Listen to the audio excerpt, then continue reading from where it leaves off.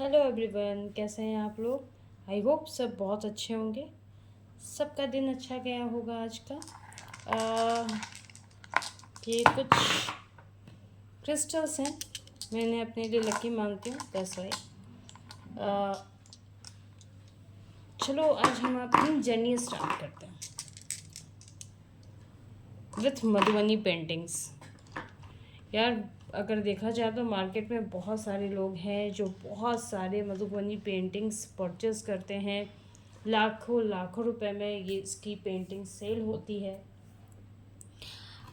अभी जो हम अपनी जर्नी स्टार्ट कर रहे हैं मधुबनी पेंटिंग्स की, सो ये जर्नी होगी बिल्कुल आपके लिए और बिल्कुल न्यू तरीके से। मैंने इस कुछ पेंटिंग्स में मैंने यहाँ पे आउटलाइनिंग की भी है, आप देख सकते हो। ये फिश है। मैं पेंटिंग्स के ज़रिए आपको कुछ स्टोरीज़ भी बताऊंगी जो मधुबनी के लिए बहुत फेमस है, इस आर्ट वर्क के लिए बहुत फेमस है। कहते हैं, चलो एक छोटी सी स्टोरी स्टार्ट ही कर देते हैं। कहते हैं कि मधुबनी पेंटिंग्स तब से चलते आ रही हैं, इसे हम मिथिला पेंटिंग्स भी कहते हैं। जब सीता माता की शादी हो रही थी प्रभु राम से, तब इस आर्ट फॉर्म का डिस्कवर हुआ था। और वो डिस्कवर किसने किया था? माता सीता ने खुद। फिर बहुत सारे चीज़ें चेंजेस हुए इस पेंटिंग्स में। पहले तो अभी भी कुछ लोग जो हैं वो प्रॉपर कलर्स यूज़ करते हैं मधुबनी पे, नेचुरल कलर्स यूज़ करते हैं। इट्स लाइक फ्लावर से बना दिया, रोज़ पेटल से कुछ कलर्स बना दिए, ग्रीन लीफ से कुछ कलर्स बना दिए, गेंदे के फूल से कुछ कलर्स बना दिए। बट अब इतने बिजी शेड्यूल्स के अकॉर्डिंग अब किसी के पास इतना वक्त नहीं होता। सो ये मधुबनी पेंटिंग्स जो मैं बना रही हूँ ये ओरिजिनल नहीं है पेंटिंग्स जो मैंने किसी फ्लावर से या फिर नेचुरल प्रोसेस से मैंने इसे नहीं कलर किया है। इसमें एक जो ये ब्लैक कलर देख रहे हो, ठीक है, ये फैब्रिक पेंट्स। अभी ये मेरे पास ब्लैक कलर की है, इसकी प्राइस पड़ती है एक छोटी सी बॉटल की 25 रुपीज़। शायद आप देख पा रहे होगे, या फिर पता नहीं मुझे कि आपको दिख पा रहा है या नहीं पा रहा है। आई थिंक अब दिख पा रहा होगा। 25 रुपीज़। ये आपको मार्केट में ईजिली एक पीस आप लेना चाहो तो 20 रुपीज़ में मिल जाता है। अब हम बात करते हैं मधुबनी पेंटिंग्स में डिफरेंट डिफरेंट ब्रशेज़ यूज़ होते हैं। मेरे पास 1 साल पुराने कुछ ब्रशेज़ हैं जो यहाँ आप देख सकते हो। ये डिपेंड करता है कि ब्रशेस के ये जो फेदर्स होते हैं, ठीक है, ये जो पॉइंट्स होते हैं वो बहुत सॉफ्ट होने चाहिए, ताकि आप अच्छे से जब पेंट करो ना तो अच्छे से आपको दिख पाए।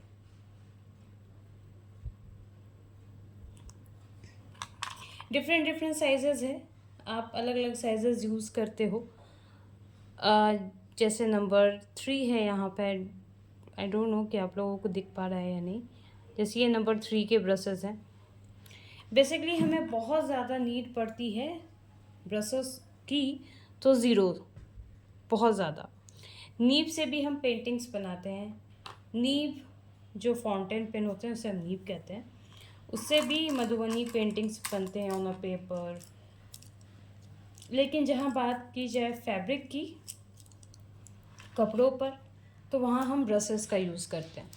अभी मेरे पास नीब प्रेजेंट नहीं है, अवेलेबल मेरे पास नहीं है, सो दैट्स वाई मैं फैब्रिक के जो ब्रशेस हैं वो मैं यूज़ कर रही हूँ इस कैनवास में, ठीक है।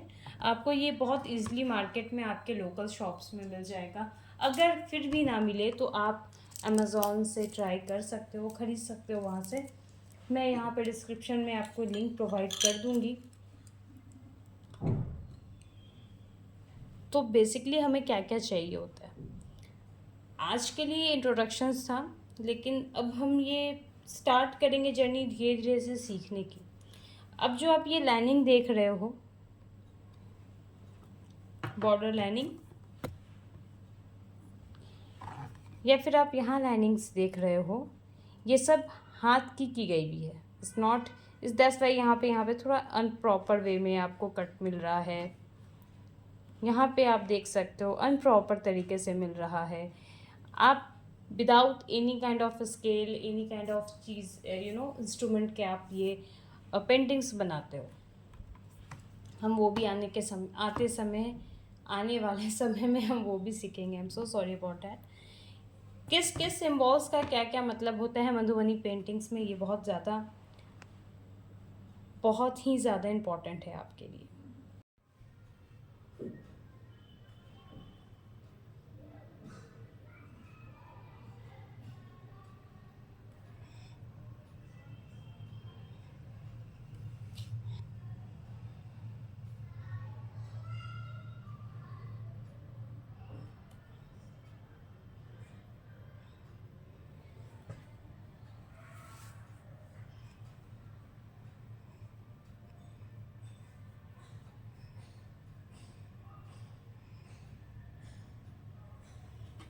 मैं इस आउटलाइनिंग्स पे जितने भी हैं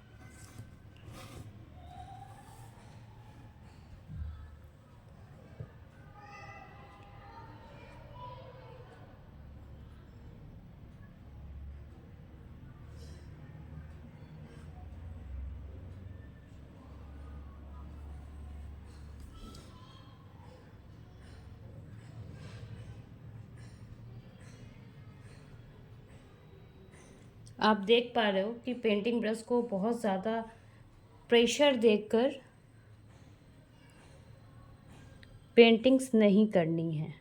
इट्स लाइक लाइट वेट। हाँ, ये भी बात सही है कि आप जब पेंटिंग करते हो तो यहाँ कलर्स लग जाते हैं, बट इट्स ओके। अगर कुछ चीज़ें आपको बहुत ज़्यादा अच्छा फील करवा रहे हैं तो इट्स ओके, फाइन।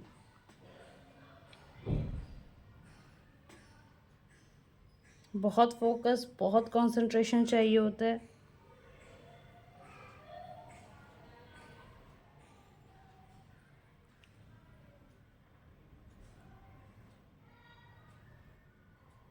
और ये भी बात मैं बता दूं कि जब आप हैंडमेड पेपर्स पे कुछ चीज़ें पेंटिंग करते हो, मैं आपको नेक्स्ट वीडियोस में ये दिखाऊंगी कि हैंडमेड पेपर कैसा होता है और हैंडमेड पेपर पे किस साइड से आपको पेंटिंग करनी स्टार्ट करनी चाहिए।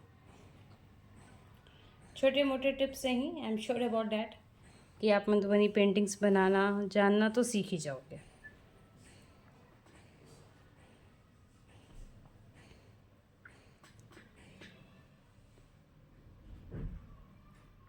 मैंने सबसे पहले आउटलाइनिंग्स को जो बॉर्डर के साइड की है मैंने उसे ठीक किया। अब कुछ ऐसी चीज़ें हैं पेंटिंग्स में जो शायद जैसे जैसे वीडियोस हमारे जो जर्नीज़ है आगे बढ़ते जाएगी वैसे वैसे मैं आपको टिप्स और ट्रिक दोनों चीज़ें बताते जाऊंगी मधुबनी पेंटिंग्स के लिए, या फिर आप कह सकते हो मिथिला पेंटिंग्स के लिए।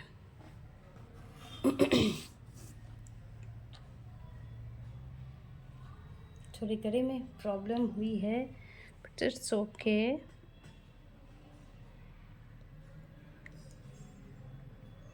मधुबनी पेंटिंग्स में बॉर्डर बहुत इम्पोर्टेंट होते हैं। डिपेंड करता है कि आप बॉर्डर कितना खूबसूरत बनाते हो। अलग अलग डिज़ाइन के अलग अलग बॉर्डर्स होते हैं। सपोज दैट कि अगर आप साड़ी पे बना रहे हो तो उसके साइज़ के बॉर्डर अलग होंगे, कितने बड़े होंगे नहीं होंगे ये सब आपको पता चलेगा। But you really want to know about the Madhubani paintings और आप सीखना चाहते हो तो मुझे सब्सक्राइब ज़रूर कर देना।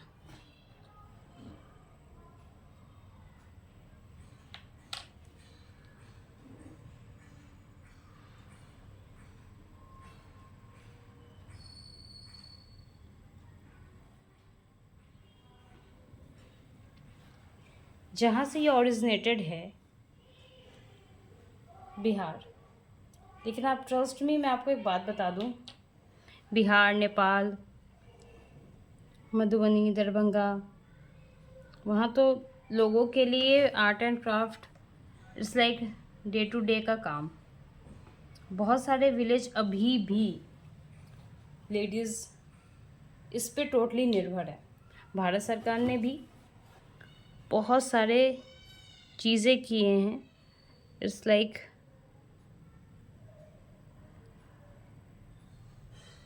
बहुत सारे ऐसे स्कीम्स हैं, और इन सब के साथ मैं आपको ये भी बताऊंगी कि आप कैसे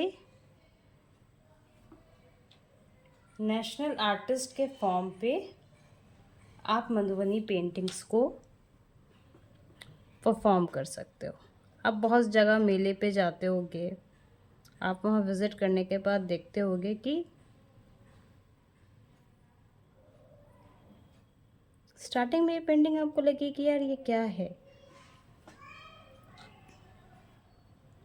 शायद अभी लग रहा होगा कुछ नहीं है, पर आप अगर नींव देख पा रहे हो इसकी, तो आप देख लो ये इतनी पतली है। ये इससे भी पतली होती है, लेकिन but I am very much comfortable with this brush. मैं बहुत ज़्यादा कंफर्टेबल हूँ इस ब्रश से, बहुत ही ज़्यादा।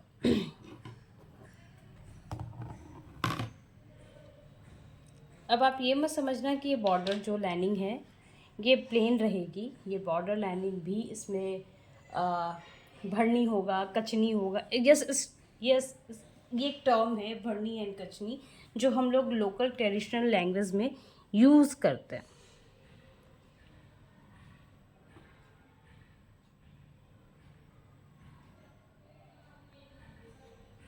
जहाँ तक मुझे मधुबनी पेंटिंग का नॉलेज है, मैं डेफिनेटली आपको ज़रूर बताऊंगी। जहाँ तक मुझे नॉलेज है,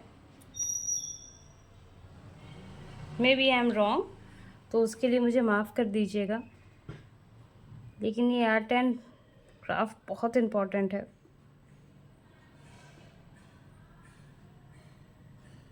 मैं आपके साथ ही ये पेंटिंग स्टार्ट करूँगी, और मैं कोशिश करूँगी कि मैं इस पेंटिंग को फिनिश करके आपके पास लेकर आ सकूँ एज सुन एज। अब आप अपने साइड से मुझे बताएं कि मैं इस बॉर्डर पे, इस स्पेस पे क्या डिज़ाइन करूँ। आप कमेंट सेक्शन पे मुझे बता देना कि मैं किस तरीके का क्या डिज़ाइन करूँ।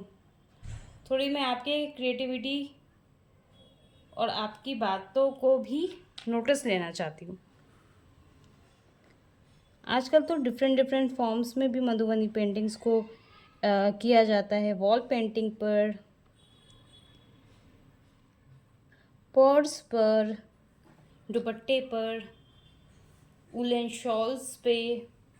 आई मस्ट टेल यू कि उलन, प्योर उलन शॉल पे होना मुश्किल है। कहीं ना कहीं उसमें थोड़े से मिक्स वाले जो मटेरियल रहते हैं ना, उसमें पेंटिंग किया जा सकता है।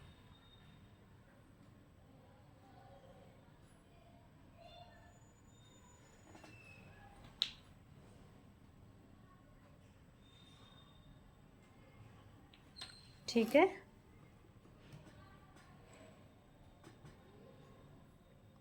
यहाँ आप देख सकते हो कि बाय मिस्टेक मेरे से ब्रश थोड़ा सा ज़्यादा ब्रश हो गया, लेकिन जब ये कलर फिलअप होगा ना, तो ये सब कुछ चीज़ें जो आप देख रहे हो वो सब बहुत आराम से रिकवरी हो जाएगी। Don't worry about that.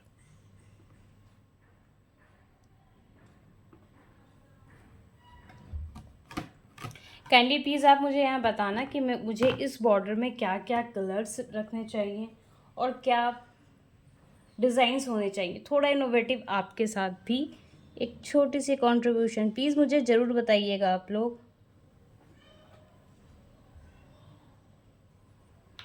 ताकि मुझे भी पता चल पाए कि मेरी क्रिएटिविटी कहाँ तक जा रही है और कहाँ तक नहीं जा रही है, और मुझे कहाँ पे इम्प्रूवमेंट की ज़रूरत है। बिकॉज आई नो डैट यहाँ पे एक से एक आर्टिस्ट हैं।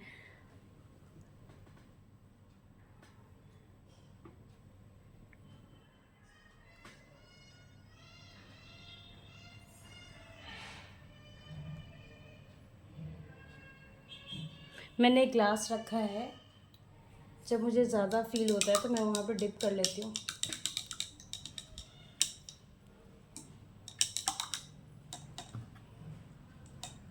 लुक डैट, आप डिप करके ब्रश को क्लीन थोड़ा सा कर सकते हो, किसी भी कॉटन के फैब्रिक में आप ब्रश को पोंछ कर वापस से क्लीन करके सुखा कर ड्राई करके आप फिर से पेंटिंग स्टार्ट कर सकते हो।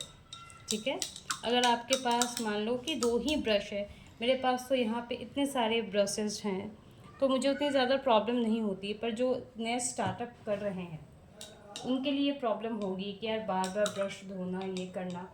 तो आप एक ग्लास में या फिर एक किसी भी कंटेनर में जहाँ पे आप कंफर्टेबल हो, मैं ग्लास, प्लास्टिक के ग्लास हैं, मैं उसे यूज़ करती हूँ। आप देख सकते हो मैं इसे इस तरह से हल्के हल्के से ड्राई कर रही हूँ, हल्के हल्के से टैप टैप करके। ज़्यादा प्रेशर देकर करोगे तो कहीं ना कहीं जो इसके ब्रश है ना वो ख़राब होने लगते हैं तुरंत। ठीक है, तो टैप कर करके। बाउंड्रीज़ की आइडियाज़ आप दो मुझे कि कैसी होनी चाहिए और कैसी नहीं होनी चाहिए, ये आप पे डिपेंड कर रहा है, आप मुझे बताओगे। अब मैं ये मेन चीज़ फिलअप करने जा रही हूँ।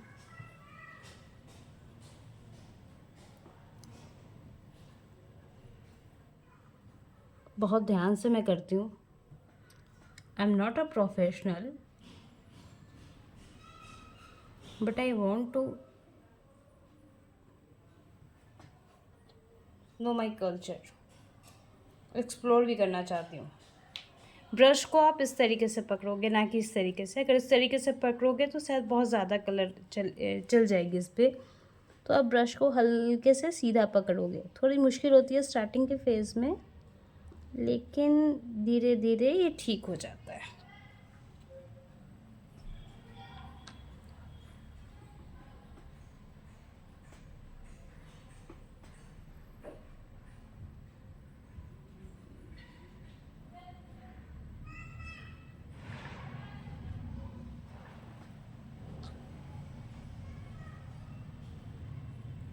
ठीक है,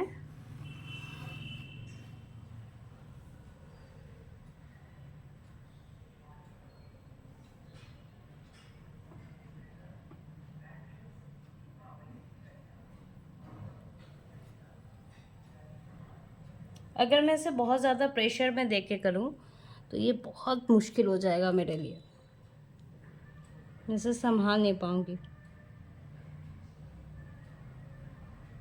ये कैनवास है इसलिए कलर जल्दी ज़्यादा फैल नहीं रहा, लेकिन आप पेपर और एक मीन टू से डैट अगर आप सिल्क के फैब्रिक में बनाओगे ना तो ये बहुत ज़्यादा फैलता है।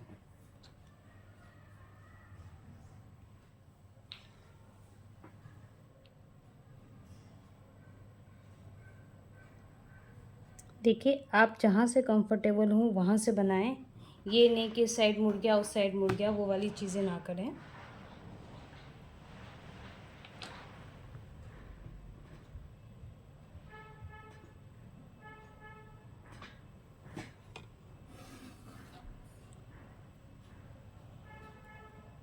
अब जब शायद मैं ये जब आउटलाइनिंग कर दूँगी तब आपको अंदाज़ा होगा कि मैं क्या बना रही थी। मैंने यहाँ कपड़े रखे हैं ताकि अगर चीज़ें हों तो कपड़े पे लगे और मैं वापस से चाहूँ तो उसमें दोबारा आउटलाइन कर दूँ, लेकिन ये मेरे हाथों से लगकर ख़राब ना हो।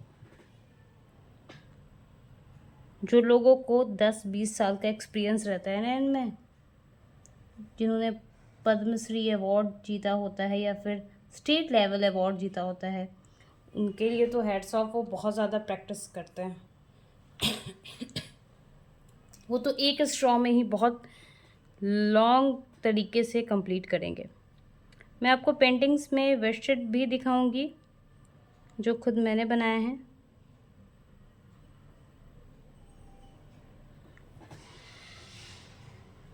आई लाइक टू डू दिस। अभी मैं पैरोट के आईज को बना रही हूँ। कैनवास में थोड़े कलर ज़्यादा लगते हैं, मुझे तो लगते हैं, I don't know about another artist, but मुझे ज़्यादा लगता है।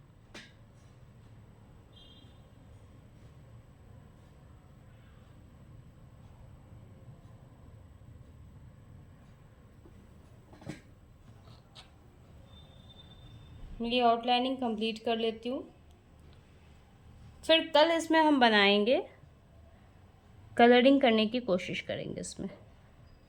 आई am not giving you commitment कि मैं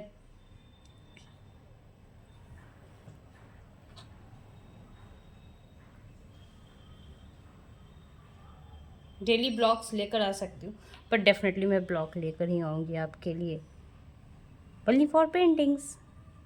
इसे मैं रील्स नहीं बोलूँगी, आप देख सकते हो। जब हम लव बर्ड्स की बात करते हैं तो हम पैरट्स को बहुत ज़्यादा मान्यता देते हैं। इसके अलग इंडिकेशंस होते हैं। ये ट्रेडिशनल वे में ड्रॉ किया हुआ पैरट नहीं है।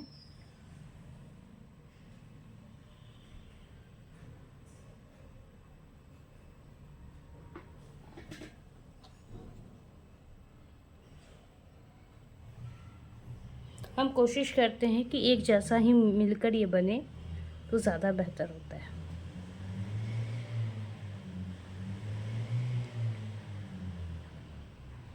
प्रैक्टिस की ज़रूरत पड़ेगी बस, और कुछ नहीं।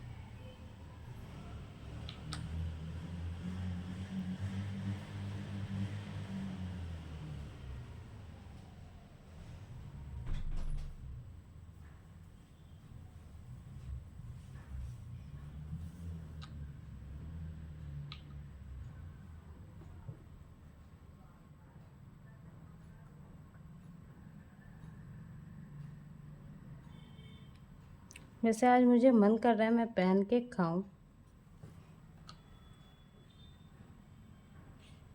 देखती हूँ, अगर मैं जल्दी कर पाऊँ तो डेफिनेटली आई विल कुक।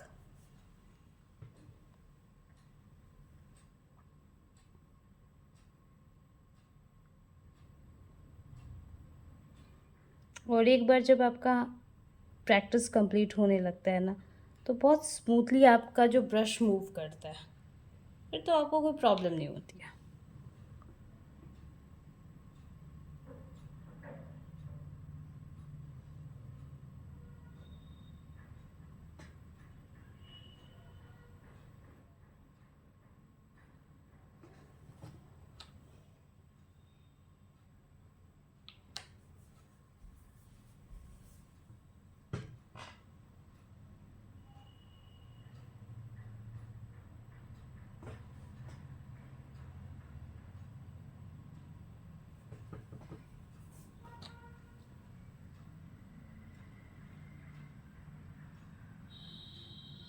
ये बॉडी स्ट्रक्चर बन रहा है बर्ड्स का।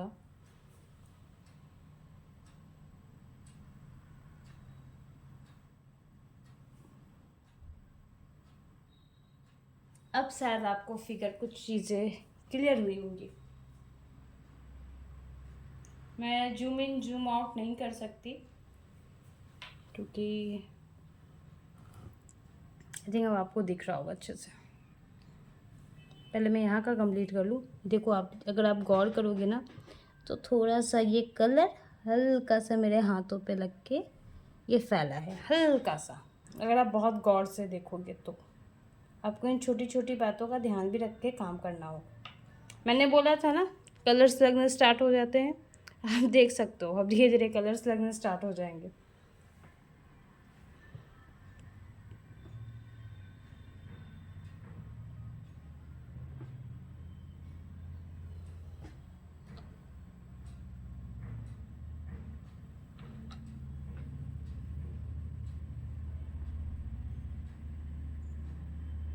जो हम कहते हैं, अब ये ब्रश में नीड पड़ रही है, इस ब्रश को हम थोड़ा क्लीन करेंगे। थोड़ा सा और पेंट लिया हमने, ठीक है। और फिर हमने इसे मिक्स किया। कुछ केमिकल रहते हैं, मैं आपको डेफिनेटली कभी वो केमिकल ज़रूर शो करूँगी कि वो क्या केमिकल है जिसमें हम मिक्स करते हैं,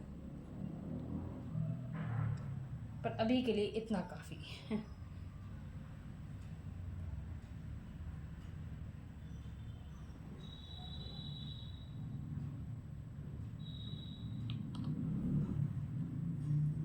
मेरे पास कुछ अलग से चीज़ें नहीं हैं कि मैं ब्रश को, पेंट को अलग तरीके से क्लीन कर सकूं। और मुझे तो ज़्यादा कंफर्टेबल कॉटन के ही फैब्रिक लगते हैं। जो ये है, ये बहुत अच्छा फैब्रिक होता है। जब आप ब्रश ज़्यादा यूज़ करोगे ना, तो आप ऑब्ज़र्व करोगे कि इस साइड के पोर्शन में भी कलर्स लग जाते हैं। जब आप पेंट करते हो तो वो बहुत ज़्यादा वियर्ड लगता है, आप अनकंफर्टेबल फील नहीं हो पाते हो। मैं हल्के हल्के इसको टैप कर रही हूँ, हल्के हल्के से, ज़्यादा वजन नहीं देना, ज़्यादा प्रेशर नहीं देना इस चीज़ पे, ठीक है। अब जो मैंने नए कलर लिए हैं ब्लैक में ही, पर एक नए तरीके से,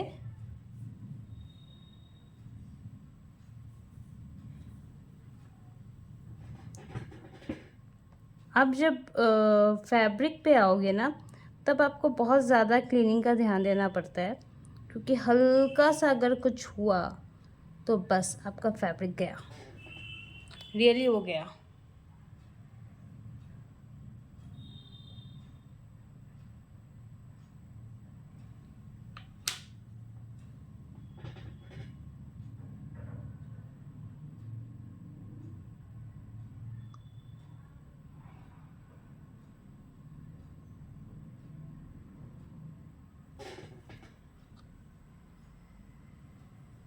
तो फैब्रिक का आपको खास ख्याल रखना होता है।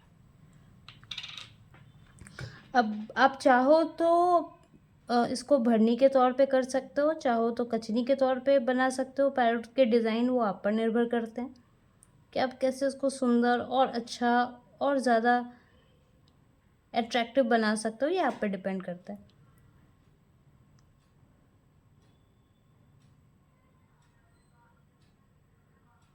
मैं ज़्यादा क्रिएटिव तो नहीं हूँ, पर मेरे दिमाग में जो भी आइडियाज़ आए थे मैंने यूज़ किए।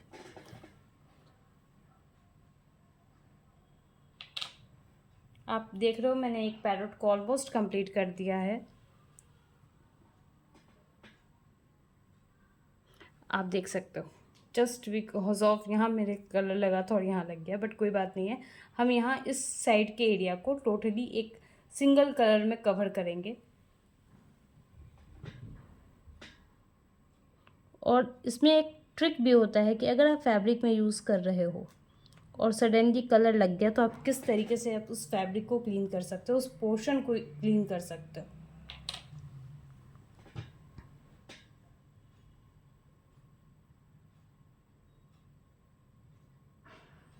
आप देख सकते हो मैंने यहाँ पे एक छोटे छोटे पतले तरीके से बनाया था और यहाँ पे मैंने थोड़े से बड़े बनाए।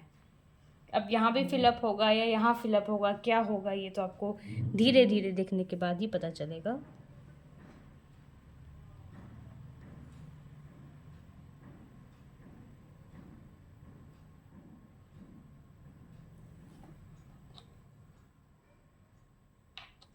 ये बस आउटलाइनिंग है, आप इसको ये मत समझना कि ये बस प्रोसेस हो गया, ये कंप्लीट हो गया, ये मधुबनी पेंटिंग नहीं हुई है, बस पेंटिंग की आउटलाइनिंग चल रही है।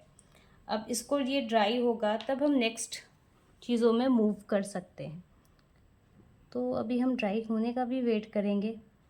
मुझे लगता है आज भर तो मुझे वेट करना ही चाहिए इसको ड्राई होने के लिए प्रॉपर तरीके से। बहुत लोग धूप की रोशनी में रख देते हैं, लेकिन अभी ये शाम के बज रहे हैं 5:10, so it is not possible for me. मैंने यहाँ डिज़ाइन कुछ और किया था, बट अब मेरा मन नहीं कर रहा कि मैं उसी डिज़ाइन को यहाँ रिपीट करूँ, तो मैंने सर्कल यूज़ कर लिया यहाँ पे। आप चाहो तो जैसा डिज़ाइन चाहोगे आप वैसा यूज़ कर सकते हो। ये आप पे निर्भर करता है कि आप उसको कितना ज़्यादा खूबसूरत और कितना ज़्यादा अट्रैक्टिव बनाते हो।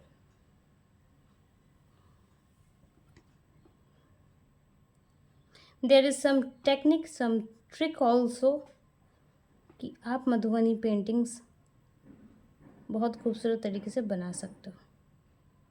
ठीक है, एक पैरोट मैंने कंप्लीट कर लिया, दूसरे पैरोट की अब बारी।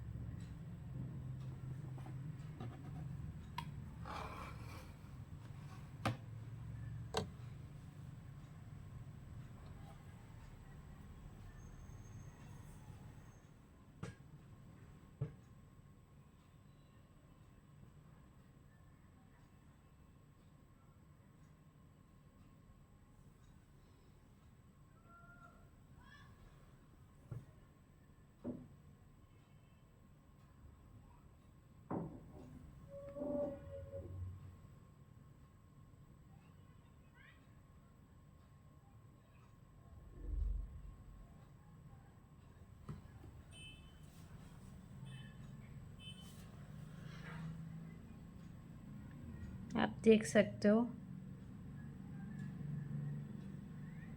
मैं हड़ी में नहीं हूँ, बट द थिंग इज़ कि ये स्पीड अप मेरा नेचुरल है। एक फ्लो होता है ना काम करने का, बस उसी फ्लो में ये मेरे से बनते जा रहा है।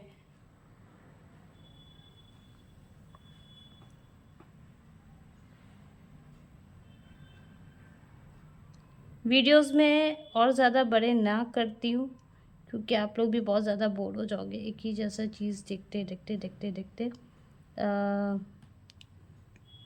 अब नेक्स्ट वीडियोस इसको कलर करने का होगा, कैसे कैसे हम इसे कलर करते हैं।